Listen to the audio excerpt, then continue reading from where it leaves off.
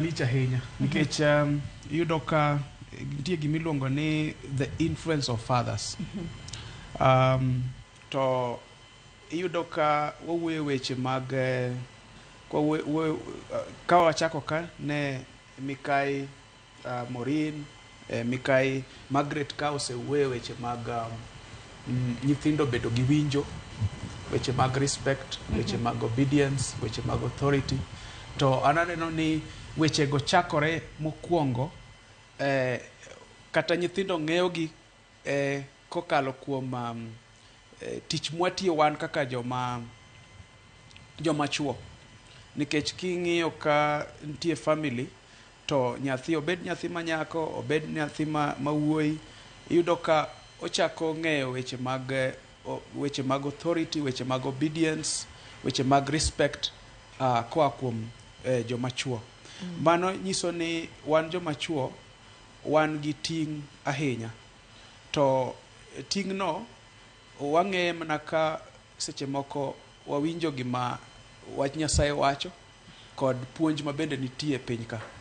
Iyudo ka Paulo ndiko ni kanisa jo Efeso to wacho ni Kristo en jatend kanisa. To wacho ni chuo gin jotend udi. To wacho ni kaka Kristo nohero kanisa, wabende chuo waher familia kachiel gi mondewa. Nyiso ni otemo wacho ni wan joma chuo nyaka wa provide leadership. To iyudo ka seche moko nitie families ma chuo onge. Iyudo ka seche moko miyo en single mother, kose iyudo ka en dayo. To e weche makamago kanye makoro wadware ni in single mother, in miyo, in gi nyithindi, joma chuo kata ng'ama dichuo onge picture, to nyaka imany kaka inyalo yudo konyruok. Mane omiyo jahocho ka ne wuoyo kuom weche mag mentorship, owuoyo kuom weche mag mentorship gi mabor. To bende wuoyo weche mag manyo jahocho. Ineno, kech inyalo yudo ka an miyo onge ng'ama dichuo in the picture. Koro nikech nyithindo ge dwaro bende mondo sana nyithindo ma yawuoyi, iwacho ni nyithindo ma yawuoyi dwaro father figures. Ineno, mondo konygi nikech ok en mana kata weche mwawacho gi kendgi. To seche moko ken kata nyathi ma wuoyi ka nitie a father figure kata nitie joma onyalo neno, to nitie gik ochako puonjore kaka koro rwakruok, ni kama eka dichuo rwakore, kama eka ng'ama dichuo wuoyo, kama eka itimo gik moko. Koro wan joma chuo wan gi ting' ahinya. To ting' no nyaka ka family an ng'ama dichuo to antie kanyo, nyaka kaw ting' no. To ka en miyo to dichuo onge, to nyaka omany kaka onyalo yudo konyruok. Nitiere jago moro mantiere e YouTube, aparo ni seche moko joma dwa ng'eyo mang'eny nyalo dhi winje. Iluonge ni Dr. Kinyanjui Ng'ang'a.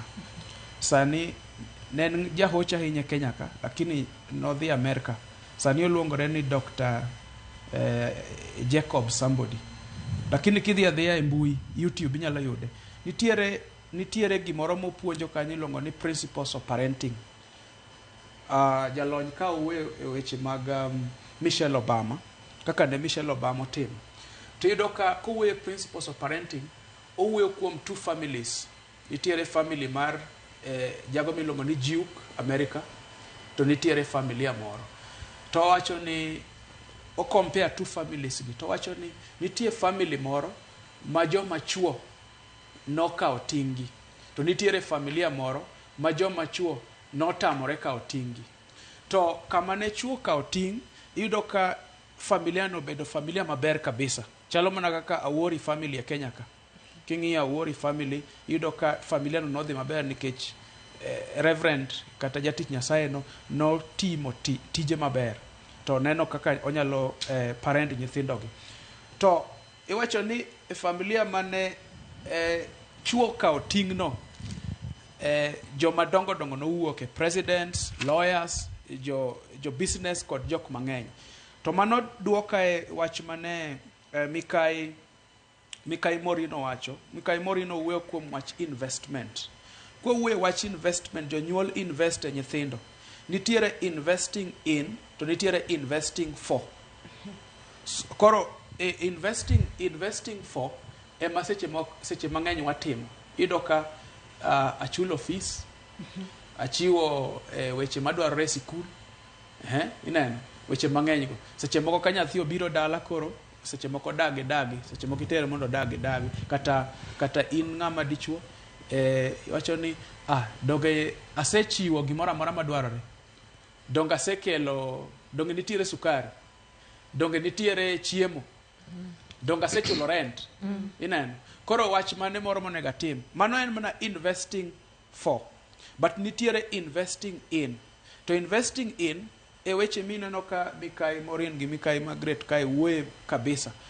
Giwuoyo kuom weche kaka values. Ineno philosophies. En ang'o madonjo kuom nyathini. Nikech